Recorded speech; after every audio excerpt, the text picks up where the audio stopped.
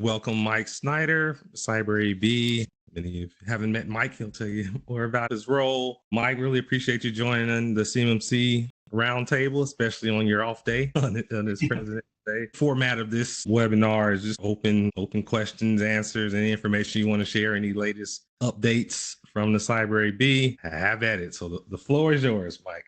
Yeah, I think we'll start with a little update for those who don't know. I kind of moved back into the in-between realm. So I work for the Cyber AB and the CAICO at the same time as we move through this great transition of preparing for ISO. So that's if you see an email and I'm talking about one thing and then you see another one and the CAICO's at the bottom, that's the reason why I'm switching back and forth between whether it's an assessor side of the house or it's talking with accreditation or something on the AB side of the house with the C3PO. So I do kind of bounce back and forth, just like Kelly and Tracy. We kind of all work in between the two organizations for now. And then, of course, today we'll go over a little bit of the changes that'll be coming towards, I would say, the middle to the end of this year, which for those of you who've been waiting, will be focused around the RP, RPO, and then assessors. So for us that are beginning CCP and then CCA, what is the road to 2026 and beyond actually look like? And then yeah, nothing for me has too much changed other than I sit and look at assessors verifications almost every day of the week.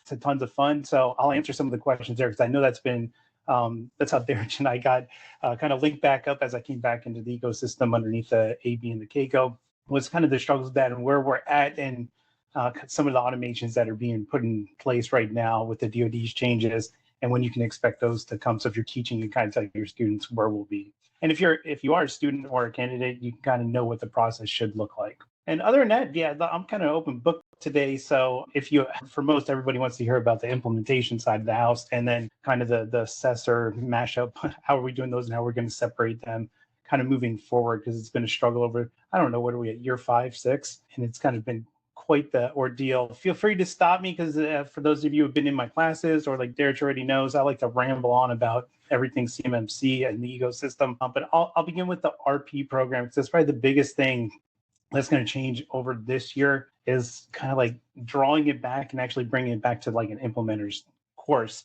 I'll start by saying it will no longer be a course. It'll be a group of different courses available, the training. I think that's been our biggest problem is that for those of you taking RP or RPA, it's Mike talking about CMMC. And the fundamental problem with that is I'm normally just talking about CMMC. In RPA, I was talking about some Microsoft products and some other stuff, but I never got into it because we never knew where the course was actually going to go or what we were allowed to say as the rule was coming out. But I can tell you, obviously I'm here and I'm talking on this forum and I'll be talking on multiple other forums that are around the implementation and assessment side of the house, but more trying to get us back to vendor training. Granted, there will be some high level CMMC, how we look at certain things from the DoD's perspective. But my goal coming back is, and Matt Travis and I have talked about this multiple times in the revamp of the program, is the biggest complaint is like, where's all the technical training? So going to vendors and actually getting the vendors to come in and give you either have something available that you could take a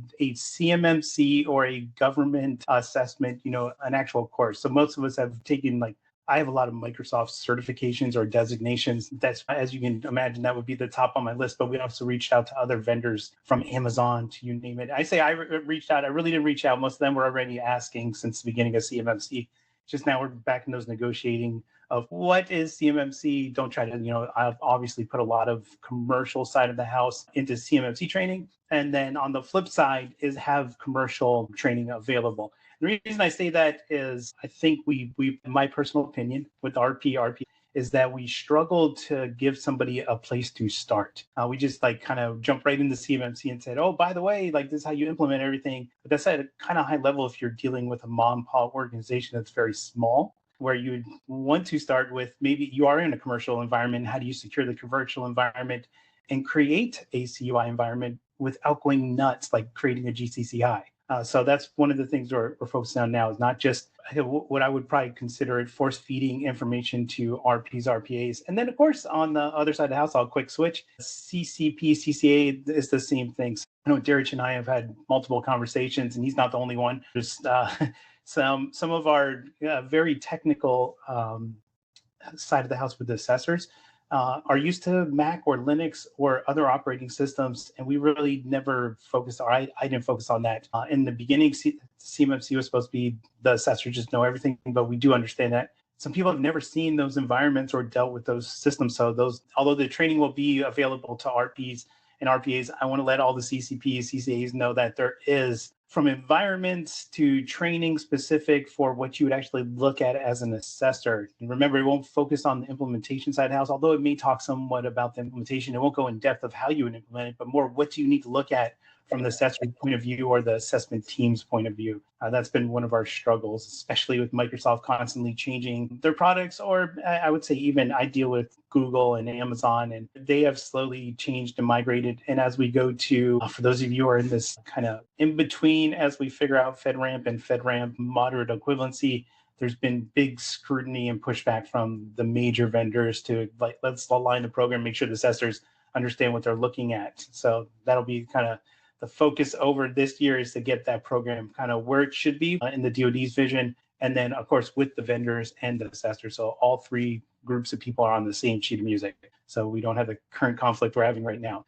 Any questions? Because like I said, I don't mind just rambling on, but I don't, if somebody has one, I do want you to be able to ask your question and get it answered. If not, I'll continue moving on. I know this group normally is not shy, so they'll be asking questions. I guess a good starting point is, you and I were initially planning this session, and you talked about the importance of kind of meeting the CMMC ecosystem where they are outside of just the monthly town hall meetings. Can you talk more about the importance of that and your goal for this year and partnering with organizations that are serving the CMMC ecosystem, like the CMMC Professionals Network? Yeah, and for some of you probably already understand, if you were a provisional assessor or an RP, back in the day. The ecosystem may have grown, but the Cyber AB and the CAICO has not fundamentally grown, as far as professional staff. We've slowly picked up people. Even I kind of went out and came back in just to kind of give it a break from paying me to answer tickets. But even as the ecosystem grows, there's not that many. There's still only one, technical person on the CMMC side of the house, which is me. Coming back, I asked if I could reach out and hit the broader masses and allow the ecosystem to kind of get the word out. Trying to have Mike or Kyle or Matt, Travis from the CAICO and the AB talk about everything. It's hard for us to talk to everybody and know exactly what you want to talk about, where this year we're going to kind of strategically move in a different direction, which is joining these different groups. And I almost want to call them member groups, because a lot of everybody coming to a session like this, you may be part of CPN, you may be part of multiple groups, but you have one primary focus normally, which allows us to kind of hit this giant group of people with implementation on their minds, or just being, a professional inside of CMMC. If you've been to the other and you've seen me live, or you've seen Matt Travis live, or even Kyle, we have a tendency to get into the DIB sector, which, yes, they have almost the same questions, but it's more on implementation. And we really need them to go to you. We need them to be talking to you where that's actually at. That's not our job. So we'll be kind of flipping now and allowing you to talk directly to us, and then you can go take that message forward. It's not really our job in the implementation. We don't mind talking about it, but you'll notice that's going to be the big change, is going to more of the implementers events rather than, the person trying to implement it and not reaching out to an RPO and kind of going around the program. Sometimes they just want information, but this year's focus will be RP, RPA, and kind of the assessors talking to everybody that's inside the ecosystem that should be doing that. Awesome.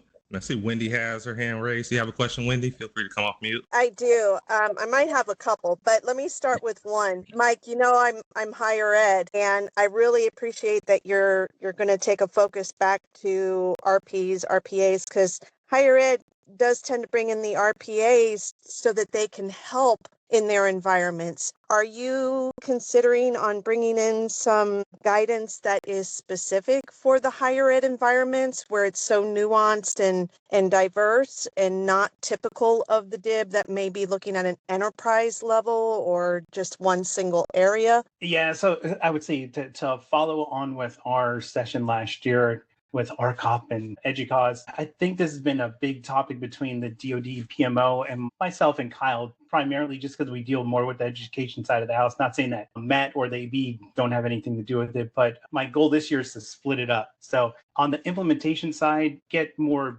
focused training. So I know Deirdre and I have been talking about like specific environments that you could go into, or look at or play with from the assessor or even an implementer standpoint. But we've also kind of went backwards and started talking to vendors. And of course, I have some, just so everybody knows, I will primarily not be making most of the training this time. I'll reach out to the subject matter experts. So like in this case, I'm going to kind of pick on Wendy a little bit. So if Wendy had a course and since I know she's more on the education side of the house, I would reach out to her to say, hey, I want to build this. And just so everybody knows, I do have that as one of the things is different environments, especially with education, because that has probably been our biggest, I don't want to say flop, but it's where we haven't focused on the whole entire CMMC, other than I took a couple people out to California to look at UCSD, which was okay. But on top of that, there's only ever been 4 or 5 research or academic institutions that have gone, fully through CMMC from a mock assessment, DoD watching over point of view, so they can actually see what the fundamental flaws or the issues between different organizations or research groups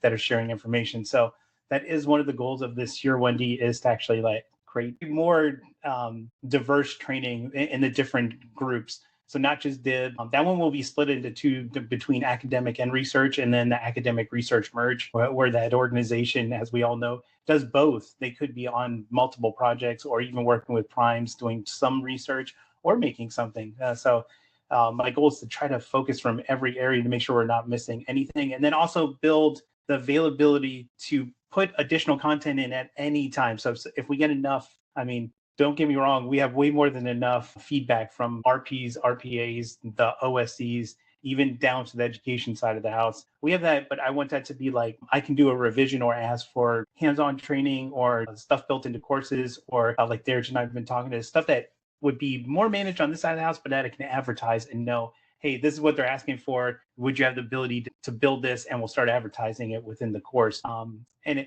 I say course, my ultimate goal is more of you come in and you have your either RP, RPA, CCA, CCP. And when you come in, there's a whole bunch of resources there. Instead of saying a marketplace, it's like you're coming to the playground where all your stuff is ready and available. It's more like a catalog of resources for you to either do training or have guides and everything else that have been built. They're ready to go. And you're not trying to search the internet like the rest of us have been doing for years, trying to figure out all the different 171 or CMMC resources that are out there. So, and then of course with education, we do have a lot of products, but they kind of seem to be sitting on specific shelves. So if you do know the education side of the house, you're good to go, right?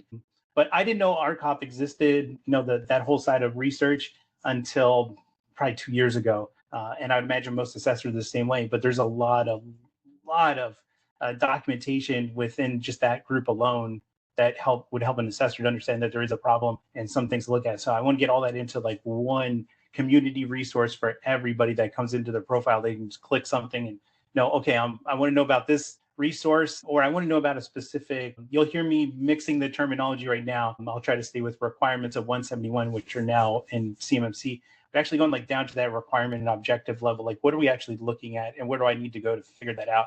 Is it a course that Derek has on this side of the house? Does somebody else provide it free to the ecosystem? Or do we have don't get me wrong, some will have to be reduced discounted rates because there are vendors that still charge that you could get a designation for, and they would provide that training for you. I will tell you from my point of view, free is primarily where the AB and the GEICO are going for our side of the ecosystem. As much as we can get for free or partnership with CPN, it's hey, this is what we need. We can't build it, or we could, and it'd probably take forever, and we still wouldn't understand exactly what you wanted. Since Derek has been talking to everybody, from day one, he gets to hear your side of the house all the time. So that will be the goal. I know I'm a little excited about this, so I know I'm going to ramble on about it way too much. Very exciting. Well, did you have some more?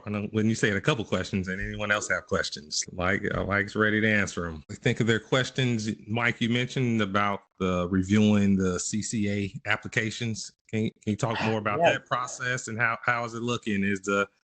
Are the numbers increasing? We hear a lot about shortages. Yes. I know everybody keeps saying about shortages.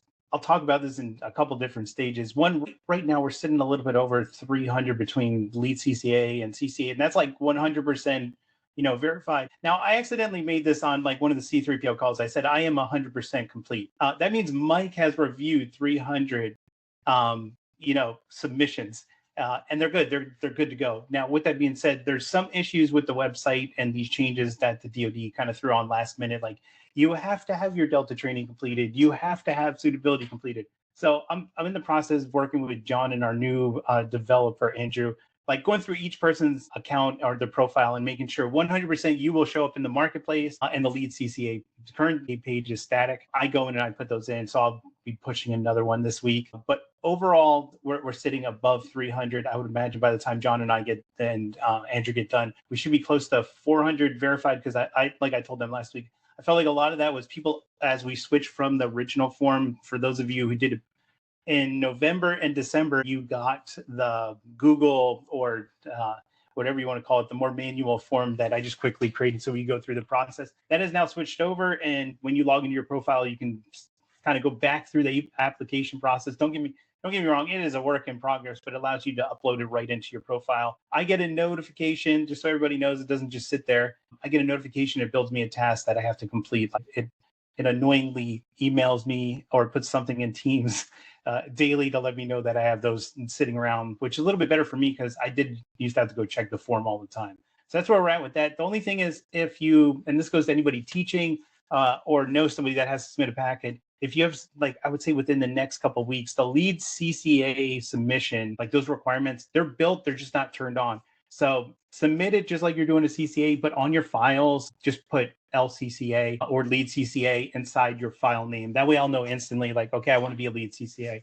I do get that's a glitch we have currently since we just turned off the form, but, or you can just email me and then I'll eventually I'll get that task as well. And then I'll just switch your if I already did a CCA, I just switch it over to lead CCA for you and you'll get an invoice. Awesome. Yeah. I went through that process and it was pretty painless and surprisingly smooth and fast. So I appreciate that, Mike. Linda Morales. Oh, go ahead, Mike. Sorry, I didn't mean to cut you off, but I want everybody to know it's not supposed to be very, very painful. We're open. I would tell everybody, remember, you kind of heard me in the beginning say there's still 3 of us that work in between both organizations, Tracy, Kelly, myself. For that, if you submit something and you don't get an answer back within, like, say, 5 days, well, there's a reason why we put, a 10 business day process on there. Because I don't go in and check those every day. I mean, if I have time, I do, but we have other stuff like suitability and everything else that we have to get done. If you constantly email for a status on suitability or your lead CCA packet or anything else, the problem is, just like a normal organization, most of our priority gets put for our SLAs towards our tickets. So we have to answer tickets, which takes time away from me just actually sending out what you wanted. So keep that in mind before. Now, if you get to 10 days, and I'll answer these in 2 different fashions here. If you're on the lead CCA process and you submitted your stuff and you're not getting anything back, there's a possible it's either glitch or I was swamped down or I was traveling. Send in if it's over the 10 business days, please send in a ticket. And then I can tell you we have that system down pat. I don't answer those tickets anymore. Tracy will take those tickets and she'll move them over into my email and I will respond to you right from my email, which has helped everybody out, because before I was having to go through like trying to figure out what tickets were which. So now Kelly and her kind of focus on tier 3, everything else, and they will send me the tickets to my email. On suitability, if you do not get anything back from suitability and it's been 14 days, your packet is already with the DoD. Kelly's normally pretty fast, like within a day or 2, she'll review them as soon as you send them in. She looks at them. If there's something wrong, like you accidentally put something in a form field that shouldn't have had it in there, like your middle name. Some people abbreviate it, but you have a full name, or she needs your resume, or she needs something else. She's pretty quick. Those are normally within a day or 2. Granted, the weekend it's going to, or like this, we're off on Monday. So it kind of put that into factor. If we're out, you're not going to get something within a day or 2. But if you hit the 7-day mark, she's not kidding. Like, that's why you get that in the initial notification. If it's over 7 days, it's with the DoD. We're working with the DoD right now that when the status gets changed, you would get an automatic update, like an email notification that your packet has been moved from this to this, because normally it does go from like being sent to the DoD to being in process. And then you also get another one when they get it back from WHS. And it's kind of like in that final route. So you know what's going on. And then you can expect like your final notification will actually be the email from Kelly or whoever's doing them on this side of the house that, hey, you're good to go. Your tier 3 is, and we'll update it inside your profile. Cool. Good insights. Linda Morales, I see you posted 2 questions in the chat. Do you want to come off mute and ask those questions, or I can read them? Sure. Can you guys hear me? Yes. Okay. So 2 questions here around timeframes, just planning, looking ahead. I have a bunch of employees currently going through the CCP training, and we know the latest cap is out. So they keep asking, are they going to have to retrain or re-memorize, forget the old stuff and memorize the new stuff pretty much for the exam, and if there's a time frame for that. And then similarly, I know this is further down the line, but transitioning to Rev 3 and training on Rev 3 for 171. My favorite weekly topics. I'll start with your first one is the CAP. They kind of go together. So the first revision of the exam is going to be like, I already started working on it and it's already back over with, I still want to call them Scantrons, but measured learning. We basically, any question that had an issue or we needed something updated, and we did a very basic one so we could just get kind of the maintenance to meet our ISO. And then for the rest of the year, we will be going through the R3 and kind of revamp of the whole entire exam to have updates. And the hopeful goal is to be ahead this time. So even though the DoD might not push out R3, the exam would have the R3, and we might have to do like a delta to explain, like, if you see these, one or the other, this is how you do R3, like we're currently telling C3POs. But our goal is to kind of have the training ahead of where the DoD is kind of moving into 2026. With that being said, the CAP, unfortunately, you're going to, I'm struggling with this myself, because as I read stuff inside the current exams and like, oh, I just want to change this badly, but it will be off a little bit until then. I have conversations. It's hard for me not to just tell you what I want to do because, of course, the DoD kind of got to buy into it. But my hopeful goal is that the CAP is very, very generic in the new exam, that we're not going over the CAP, because if you noticed, CAP version 2.0, which ideally is the latest and greatest compared to 6.1, 5.6.1 had a lot of stuff for the assessor, where 2.0 is more for a C3PO. That's really what it is. It's like the ISO requirements of the assessment process.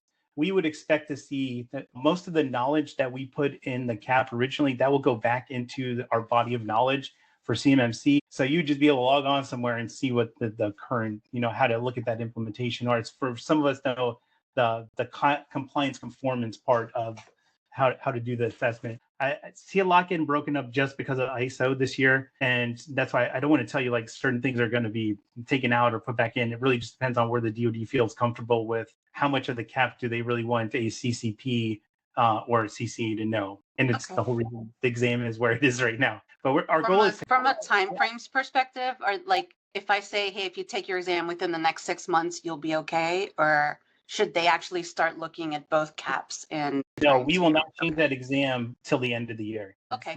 And that's like best case scenarios by the end of the year. Thank you. Yeah, I have a feeling it's not going to go as smooth as I would like it to, but we're going to try to rush it as much as possible so that we are on the current, what we need to know, and we're not trying to teach stuff that's like 2-3 years old now. Yeah. I recently taught a CCP and CCA course, and it was a struggle. This is old information, but you're going to be tested on it. So I have to follow that information. And did this just so if you are teaching and you're part of this group, that's where we'll kind of change for the PI group. They used to hear me say like, oh yeah, we'll meet up and we'll talk, like say quarterly, or we'll do whatever so I can keep you up to date. You'll notice us actually finally going back to that so that you can be up to date.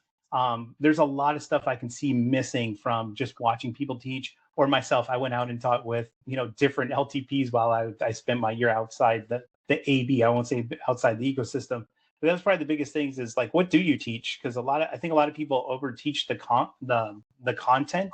Like you want that person to come out of there with every bit of knowledge that they can have.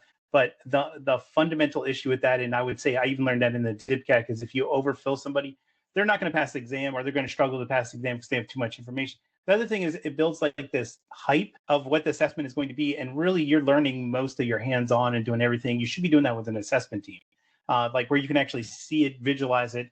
And now some of us are probably very good. Like I'm half and half. I'm good. I can read it and kind of like picture just like a book in my head.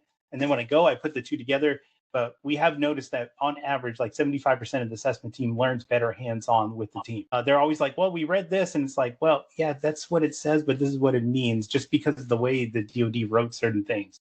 So getting back to R3, it'll be a little bit different because I think most of us know 171. You could learn that up front. Anybody could teach you that without throwing the DoD specific terminology and like different weird, I don't call it weird, but the constant scoring changes to, MFA or name one of the two. Like FIPS and MFA are probably going to constantly change unless we can get rid of them. But I want it to be like where we all know exactly what everybody's teaching. You shouldn't be struggling, and we're not going overboard. I can also tell you the where everybody kind of says, like, what are the fundamental areas that people are struggling with on exams? We haven't done that yet, but Kyle and I plan to push that out. So if you don't get it from Kyle on her side of the house with updates to the LTP, LPP community or ATP, APP community, you'll get it from me when I come into these, or I'll Darich, or, and all the I don't want to call them prime members, but the second stage that we want to utilize to kind of get the information out, because I can't talk to everybody individually.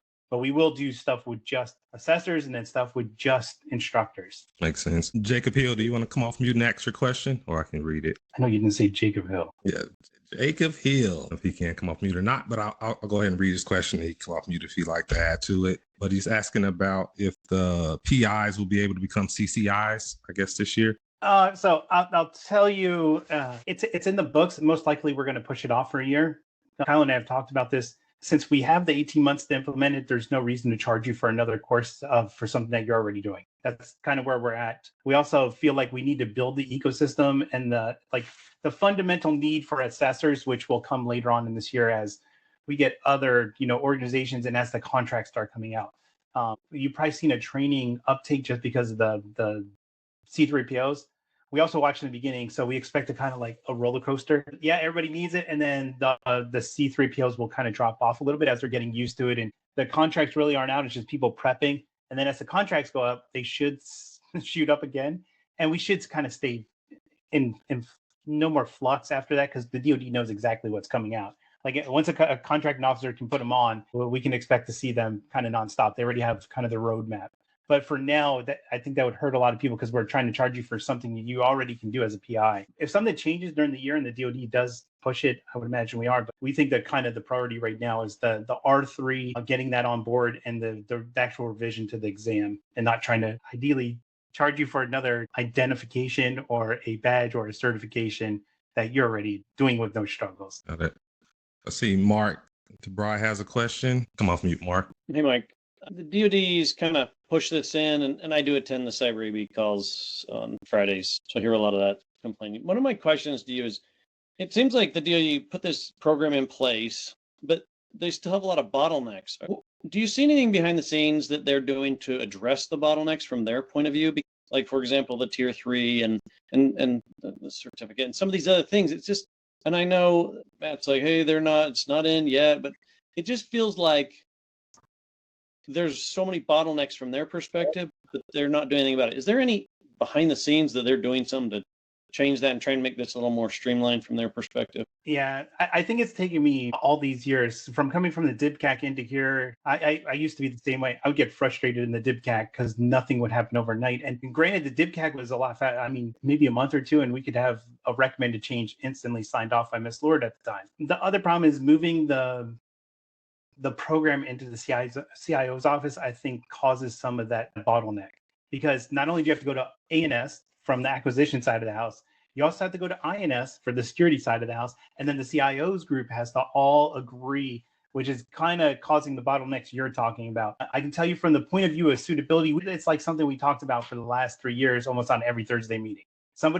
And they have done a lot to revamp that and speed it up. Like, they're directly in our SharePoint right now, like updating your record. We can see what they're doing, but it's up to whether they're getting the information. They have time to update it. But that was a big change for, last year. We finally got to that point. The other thing with suitability is streamlining it. Like, okay, can we have the packet? Can we know everything? So they do know that. I can tell you from the Tier 3, Kelly and I watch as they come in. 90% of that is the stress of everybody overloading the system at one time. And I'd say that's on the AB, the CAICO, the DoD, and not telling the ecosystem, like, do you really need to do it right now? The answer is probably no. But we always tell everybody, like, oh, go ahead and submit your stuff. And then it seems like everybody's used to the class cycle. So if you have a class of 20, 30 people, we would just get 20 or 30 people. The problem is there's multiple LTPs. And it seemed like as soon as October hit, then right as the DoD had caught up and like kind of got in the rhythm, then we bombarded them with, like, Kelly's like doing hundreds a week. So since October, it's been nonstop hundreds going back to back. I think everybody asked me the question, Mike, well, I submitted, clearance verification. Well, just like I break up my work, James and the team over there that do suitability, they break it up by like the needs. Going through all the initial packets will get done like 1 week. The next week, it may flip over to, the verifications, and they'll update those. But they're only doing certain chunks each week, where before I don't want to say it was disorganized, but it was like we were all trying to just whatever came in, we were going in order, and it took forever to do it. Do I think it's going to get better? I can tell you just from, I know I drive Kelly nuts because I'll tell her, we're down to like 2 months. If you actually look at the current rate, we're about 2 months as long as nothing's wrong with your packet, even a clearance verification. Now, I have to remind everybody that if you submitted last year and it was towards the end of the year, you also have what I call like the DoD government holiday hiatus. It starts at Thanksgiving and pretty much they don't come back to work until mid-January. And that's if you're lucky, because yeah, they have a couple of weeks in there, but it's just like you at work. If you're on, off, it's hard to get things done. So I told everybody, like, good luck trying to get your stuff done over there. Kelly does push them, but it is getting better compared to the beginning, but that's still not saying it's where we need to be. Everything else, we were going good until the regime change, and now it's just waiting for the CIO, whoever comes in to replace, which hopefully this week we should see that, and then you'll start seeing programs pick up and things getting signed off. Right now, they're just waiting. They don't want to sign off on something, and then that CIO comes in and like, oh, no, I'm not doing that. And now they have to go back through the whole entire process where brief, see what you need to change, get it signed off, and it's just done. I think they've learned that over 2 regime changes with the CMMC program. But yeah, they do, believe it or not, they probably argue more about minimizing the bottlenecks or stoppage because they're just like us. I mean, they don't want to see your tickets come in to us or them, and they have to answer those. And they're like, well, we already talked about that. Like, we can fix this, we're just not doing it. So you can see there's definitely agenda.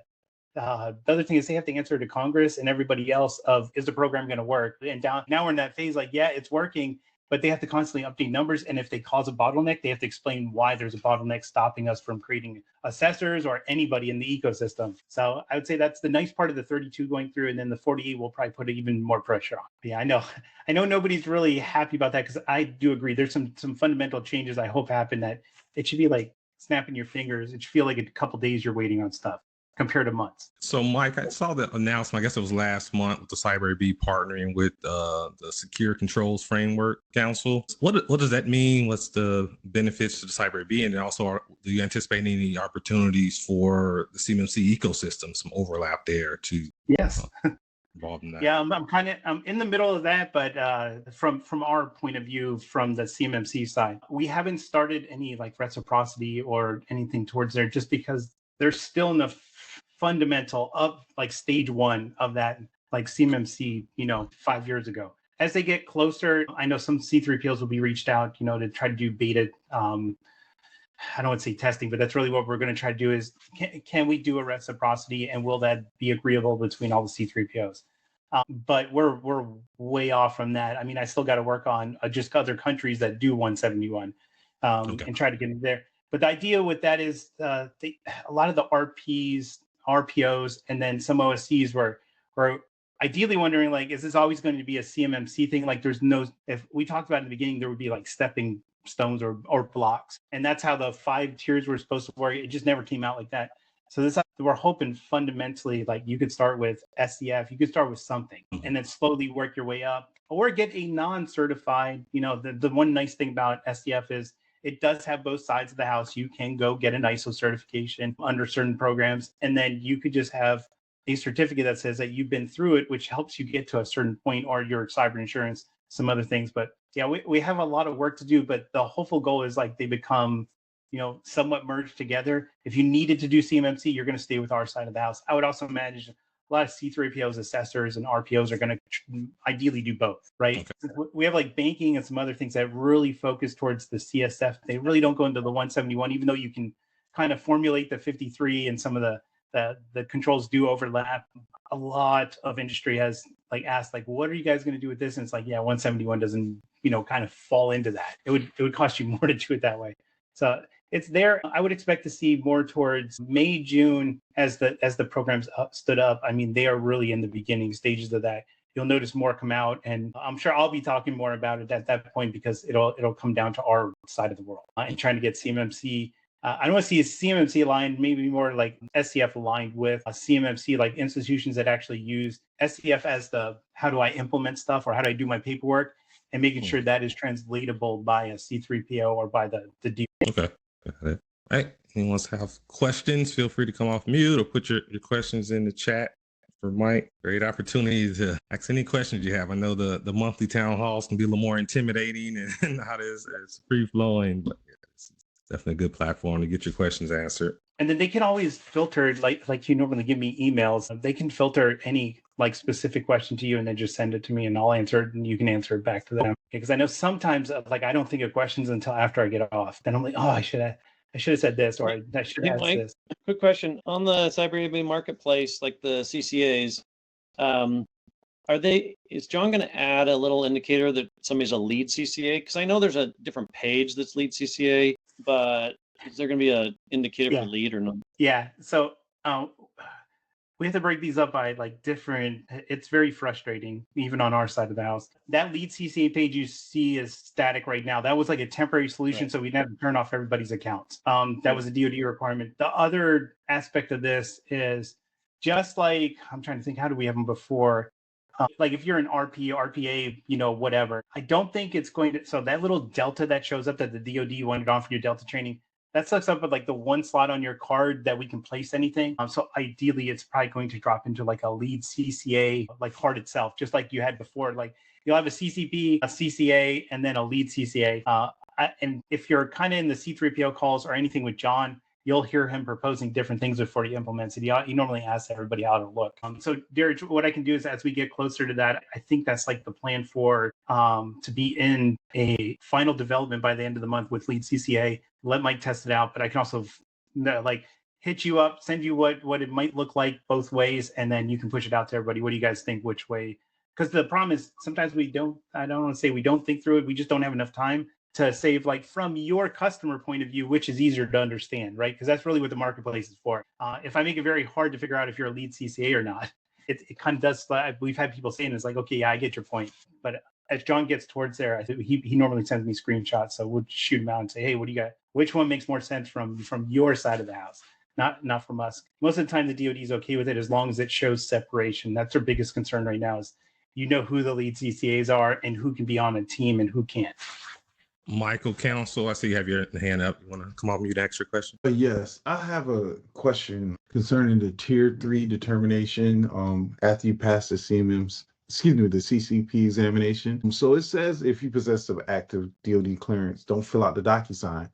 But if you're not working at an organization that has an FSO, actively using your clearance, you're kind of like in the middle, right? So how can you reach out to either the cyber AB or someone to get that FSO letter so you don't fill out all that information, go through all the time that it takes to go, filling out the SF-86 for no reason, because they're going to go and be like, well, he has a security clearance. Why do you do all this? I wish it was like that. So the idea is that somebody has to be your sponsor or managing your clearance. You can't just leave them on anymore. Yeah. So the DoD's idea, whoever has your clearance on right now should be able to sign that memo and say, yeah, hey, this person has an active clearance, and then just put your social security number and send it securely. And then that goes right. You're right. That goes right to the DoD. And then when they do the verifications, they just look at it. I normally ask everybody like, okay, why do you need your clearance and who asked you to update your information? Or like if you went to a new organization, I guess it'd be two different aspects. If you're still like active duty and you're coming off, like you're retiring or you're coming out, there's obviously your security officer or office should be able to manage that for you. If you are already out and you were in a company that was managing it and they just never turned it off, like you're still on an active billet, even though you shouldn't be, that's normally where we get the people that are in this conflict you're talking about, because really they can't reach out to their old company and say, hey, could you give me and they're going to say, no, like you're no longer with us. We can't vouch for you. And then your new company might not have billets or an FSO. Like they can't get into the system. Either I can tell you in those two cases, you're not going to be able to submit it that way. You're going to have to do suitability. The good part is that portion of suitability, you are correct, is even though you're not just doing the memo, which the DoD can quickly check, when it gets to WHS, they're going to do the same thing. They're going to go into the system, look at it, and it's kind of like they get it back within a week or two, depending on the workload with WHS. But yeah, there's nothing I tell you like get around that unless you are active duty. If you're active duty, I do have some methods, like if you're just not with an organization or somebody's not actively managing it, but you've had it the whole time. Like I know mine was turned on. If you get to that point, and Derek, that's for anybody, there is ways to get around that. There's DoD, security offices that active duty people can use, like in the interim while they're still, either you're in your transition period, you may not really be attached. I know like for mine, I had like the 2 months of terminal leave where I just, who do you ask at that point? You can't ask your old user because they really don't want to do it. But the DoD does have ways to vet those. Okay. No, I'm out, and I was actually doing some contracts with NATO, but that was like a year ago. Okay, I'll go ahead and just go the normal way, and hopefully, like you said, it be expedited, because it's either Yeah, I don't think we say this. Michael, I think you're right. I don't think we say this anymore. We used to say like you could submit it as long as you were within like 2 to 3 years, like even 2 years out, like because WHS maintains them for 2 years after your clearance is turned off, like it's no longer valid.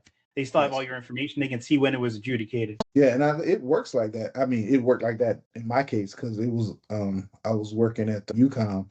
There was a year and a half in between, and I started that contract with NATO, and they picked up my TS right away. No paperwork or anything. There's other catch, just so everybody knows. If you use your clearance, the day your clearance is it's no longer valid, you will have to do suitability.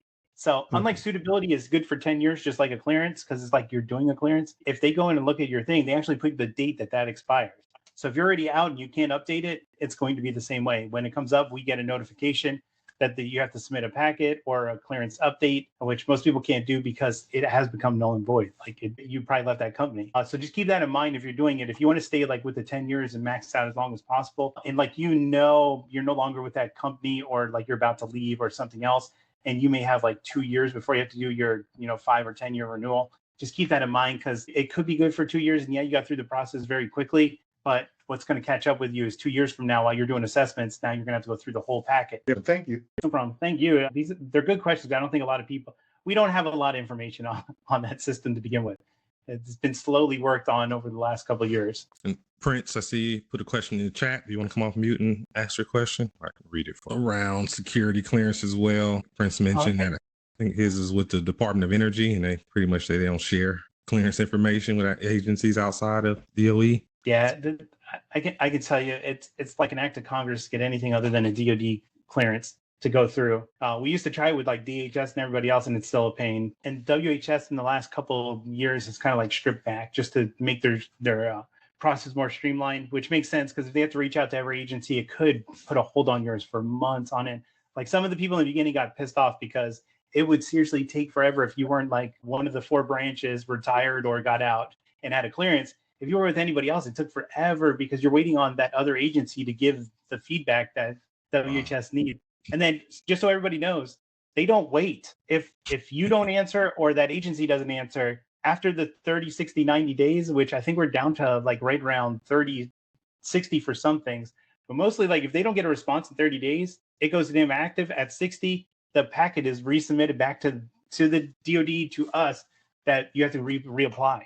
Because ideally, it's holding an officer up on their end if they have to hold all those packets and waiting on information, which I will agree with them that since they started that, it has sped stuff up, because we're not waiting on, like if that person can only have 50 packets on their desk, if 30 of those were ours and they weren't getting anything back, we can't get 30 new ones in.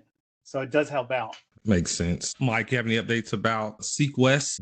That's coming up, I think, in May. Yeah, well, SeqWest, this will probably be a little bit bigger. I know they're almost sold out again, just like East. The only difference with this one is I do like having the council of people picking what will be talked about. I'll be talking more on the implementation side, and same thing we're doing right now, but like in depth with slideshows and what's coming or what's there. Hopefully some of the vendors are like companies like yourself will be there, so we can actually start talking about what fundamentally is changing.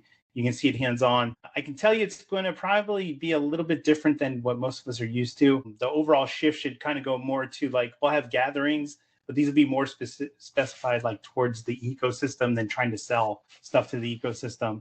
They're more for you guys. I know most of us, I feel like they're more of a meetup. I get to see Darich or somebody else that's in the ecosystem. And then it's kind of more like DIB-based. They're talking about what the program's going to do. This will be more of what everybody has suggested. There was a lot of comments on Seek East of what, could we add certain classes, or could like add the lead assessor stuff and do verifications right there. So I know they've been talking a lot about like, what are we doing? But this one will be more towards the ecosystem, the community, than DIBS and everybody. Not saying that they couldn't come, but you'll see that I like to call them the program overview is like 90% of all the presentations. we'll probably see it more towards talking about implementations, talking about certain things that people have recommended talking about for the longest time. Nice. The Jacob Hill, he's on the selection committee for the speakers. Jacob, you want to mention anything about that? Come off mute, or top secret at this point? Yeah, pretty much top secret, quote unquote. There's a lot of speakers. So we just had our first call last week, and we are going to be going this week and next week with some sessions just to try to make the best selection. So awesome. Yeah. Thanks to everyone who applied. Yeah, I'm sure it's going to be a great conference. And Wendy, you want to officially make your pitch to Mike about popping in at the EDUCAUSE conference again? Hey, let me also say just Wendy. Sorry, I'll let her go. We can see you. I can tell you, we've talked about EDUCAUSE because I just did that other session. And then we did talk about it. The problem is it's the same week of Sequest. And if I'm correct, we are out in Vegas like the beginning of the week to do like internal. I don't want to say internal, but like I got to meet with committees and stuff that were standing up. I don't know. I know I told Matt like maybe the 19th. I haven't seen the schedule yet either, because I know those are normally like all day for. Yeah, if I'm just doing a pop-in, I may just hold off my travel, show up the first day, and then jump over to Las Vegas. Especially considering you're right here, I could fly out of Baltimore. You know, a lot of traveling, huh, Mike? You and Travis. I know.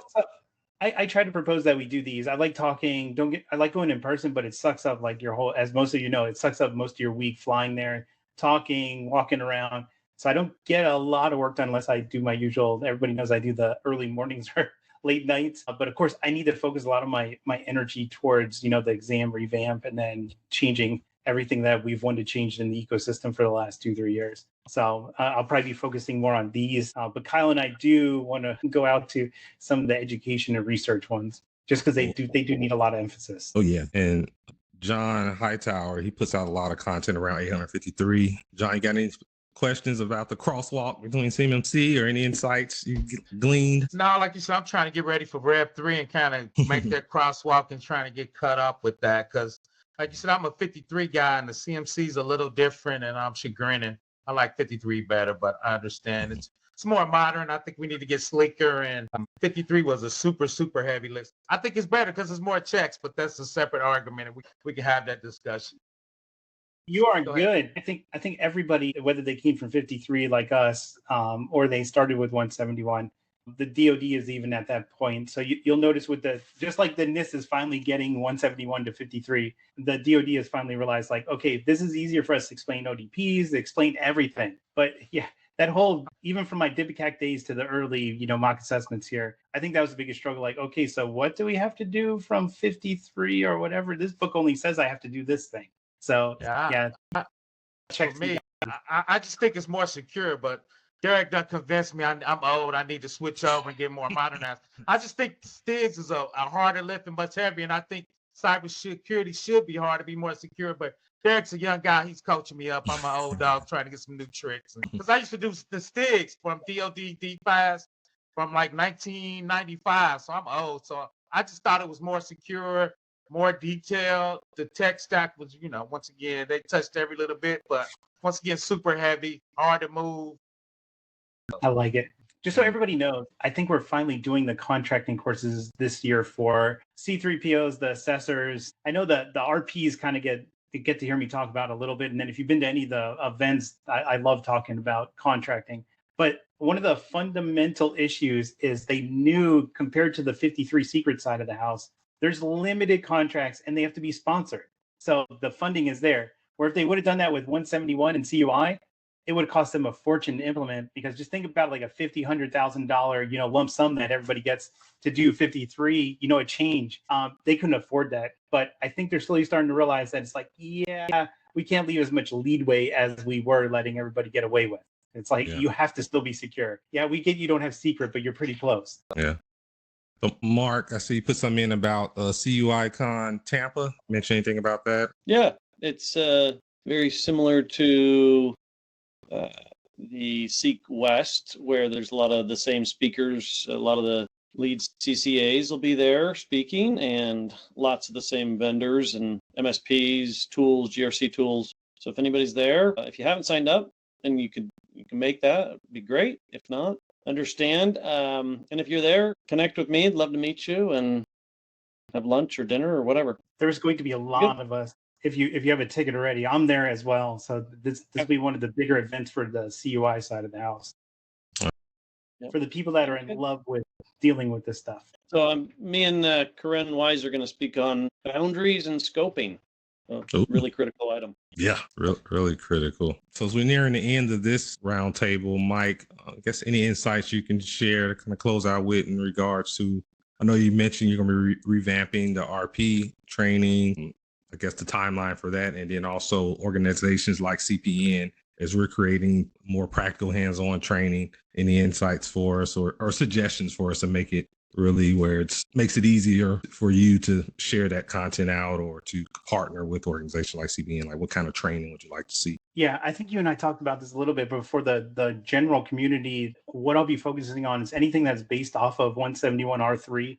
I'm not dealing with R2. Even 53, so like, if you already know the conversion and you want to use 53, I think getting assessors and even implementers used to like understanding that they are fundamentally the same. Yes, they are protecting two different levels of data, but when the NIST built it, we weren't sitting in a room going, well, yeah, let's try to reword this whole entire thing. We cut and paste a lot of stuff and then just reword it a little bit to make it down to CUI. But I think that's our biggest issue right now is understanding mapping. If I'm down at a lower tier, so if I'm on CSF and I'm trying to come to 171, what are those gaps? Like, what is the major gap? And if I already know how to implement 53, and that's pretty much what I did to this organization, how do I word that back down to 171 so an assessor's not trying to tell me, oh, that's just for the secret side. So I'm looking for a lot of that. It's hard for me you guys deal with content as well. It's hard to just build those courses, but my goal is if you have the course and it makes sense, let's work to get it on this side of the house for RPs and assessors. That's the other thing is try to make sure that like, if you can separate it, that's fine. But if you can't, explain why it's good for both sides of the house. I agree with everybody in the community that some things are going to overlap. An implementation and what the assessor are looking at are 90% the same. Granted that the implementation has to go a little bit more in depth to make sure it is correct before the assessor gets there. But if you can merge the two, I think that's fundamentally what I don't have time or what I don't have time to talk about and try to build contracts. If you already have it and you have people like John Hightower and everybody else that's in these communities that understand it and you can teach it. I would tell everybody, if you can teach it, it's like the problems I had with the RP course was the original one was high level overview and everybody wanted me to teach like you would put a ticket and then I would call you and explain the rest. I'm like, yeah, no. If your content, you can hand it to a class and they understand it. That's what I'm looking for to save all of us time. Yes, I could go ask, a million content creators to build me courses, but we've all been through those and they don't make any sense. And even the ones I built, like they get scrutinized heavily. So there's a lot of stuff stripped out of them. Granted, I could probably get away with that now, but I do want to have a lot of overlap content and explaining the difference. I think we're costing industry a lot of money by saying you have to do 171. Or you have to do CMMC. When you could have said like, oh, you already do 53? Well, let's take a look at that. Okay, let's see. Oh, you already have this. So I would really like to get to that point because I think that's where people are struggling. And even on the implementation side, I have people that are like, no, that says 1-for-1. Like you have to do this. It's like, no, that 171, not once. It tells you one policy you have to, it doesn't give you statements like it does in 53. Right. You have to define this, and this with this time period. Now, we'll see that in R3, but even to that point, I think that's where people struggle is aligning the documentation versus the implementation and not going overboard and thinking you have to recreate the whole 110 requirements with objectives. I'm pretty sure you have them already. Most of the time, if I sit down with people, that would probably be the biggest thing is if we can get to that point and somebody has that. I know I have to talk with Jacob Hill and a lot of other people that have good content that has just been sitting around for a while. I don't want to say sitting around. He's got a lot of people trained, but getting it to the masses is the key. And like you and I talked, hands-on is the one thing we do not have. We have no environments to go in. And if somebody wants to stand them up, they want to charge a fortune. And then still what you wanted to get out of it, it's probably not inside there. You have to do a lot of the work yourself. So the ideas you guys already have, it just let's get them into, those profiles where they're available. People understand like, I looked at it. I agree with, what CPN Network's doing or what Jacob Hill's doing or everybody else in the ecosystem has good content. It's like, let's get it to everybody now. Let's do it. Well, on that note, Mike, really appreciate your time today. I know you don't get many off days and you joined us on President's Day. Let's really love this CMMC ecosystem. So thank you very much. And definitely we'll be in contact and be reaching out to you. At least kind of join us quarterly if possible to kind of touch bases with us. And in the meantime, we'll be creating definitely that hands-on practical training, sharing it with the masses if possible. Yeah, any events that not just CPN, like if you guys have another like kind of network partnership or somebody else is running something else, all you do is send it. I will put it on if my calendar's free. Like you already know, just send it to me a month out and it'll block that time period off. I have no problem jumping in. I don't want everybody sitting there waiting for an answer that they're probably not going to get in. You know, like you said, the town halls, those are very structured and there's not a lot of time. So if you have something where you want me to talk, I have no problem jumping in. Thank you. And yeah, we'll make this recording available to everyone. I'll put it out on CPN's YouTube channel and share it out. Thank you all for joining. Hope you enjoy the rest of your holiday. Bye. Thanks, Mike. See you.